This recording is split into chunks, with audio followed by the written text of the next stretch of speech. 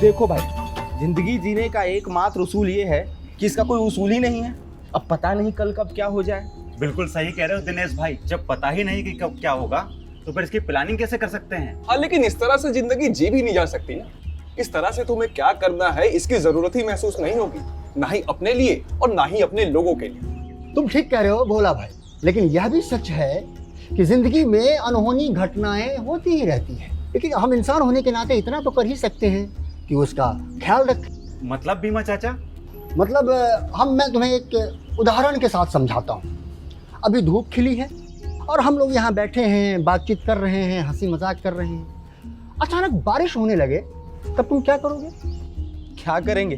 भागते हुए घर के अंदर चले जाएंगे। और घर में किसी सामान की जरूरत हो जाए तो फिर क्या करोगे? तो फिर क्या, छाता लेकर उस सामान को लेने के लिए निकलेंगे। मतलब थोड़ा दिक्कत होगा लेकिन काम थोड़ी ना रुकेगा। हाँ? ले आएंगे सामान, हो जाएगा काम। बस बस बस बस बस। अब तुम बारिश को जीवन में अनहोनी घटना या जरूरत समझो और छाते को बीमा। भगवान न करे कि कोई अनहोनी हो, लेकिन अगर हो भी जाए तो ये बीमा रूपी छाता हमें हमारे सपनों को पूरा करने में सहायता करती है। और छाते का यह कवर हमें न केवल बारिश से बचाता है बल्कि हमारी जरूरतों तक भी ले जाता है। वाह बीमा भाई वाह, क्या बढ़िया समझाया है आपने, मान गए आपको। सच में बीमा चाचा, आपने अपनी बात बहुत अच्छे ढंग से समझाई।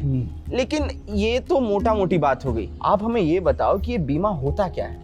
देखो भाई, बीमा एक प्रकार का नियम या पॉलिसी का एक करार है जिसे लेने वाले यानी धारक को भविष्य में किसी प्रकार की घटना, दुर्घटना या नुकसान होने की हालात में राहत या मुआवजे के रूप में मिलता है।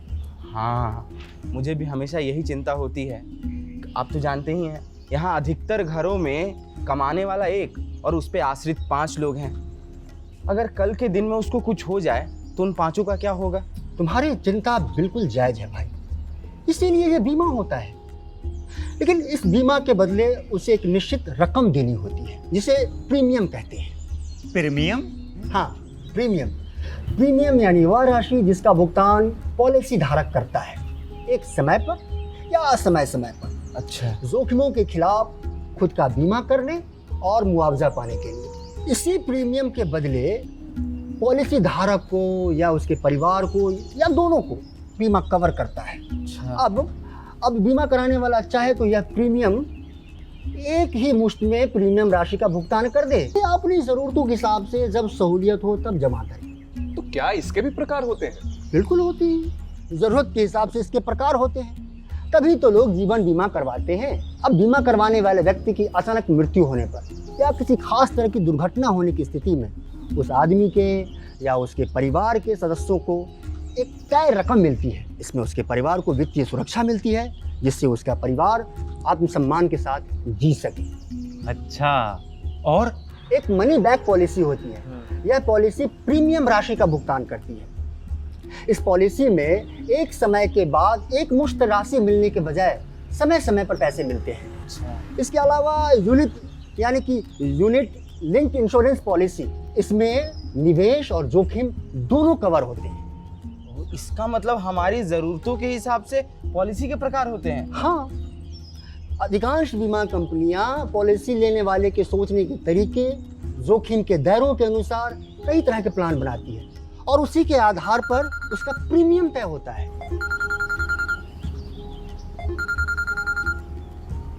हेलो, हाँ रोशन, क्या?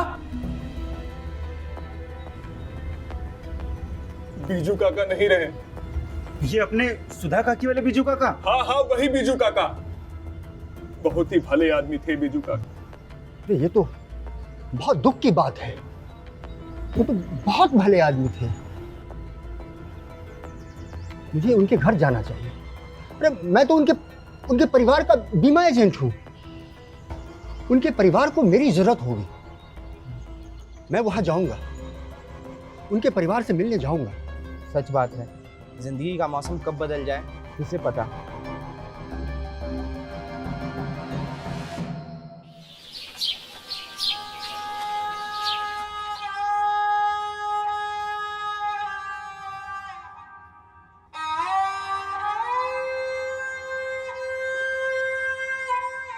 कितने दिन बीत गए,